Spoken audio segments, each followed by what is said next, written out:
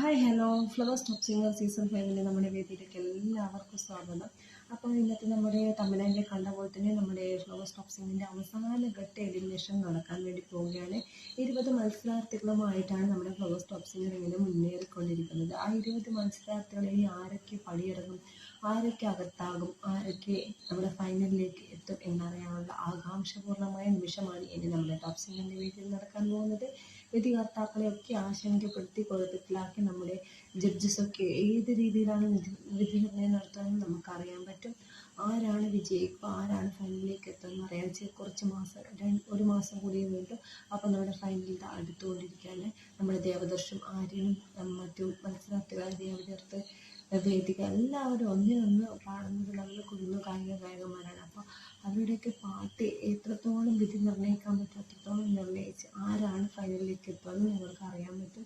അപ്പോൾ അവസാനഘട്ട എലിമിനേഷൻ നിങ്ങൾ എല്ലാവരും മിസ് ചെയ്യാതെ കാണേണ്ട ഒരു എപ്പിസോഡ് തന്നെയായിരിക്കും.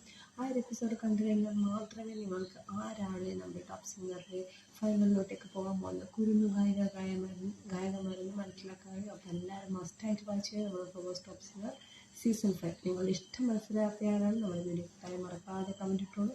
അടുത്ത മനോഹരമായിട്ടുള്ള വീഡിയോ ഇട്ടുതരാം.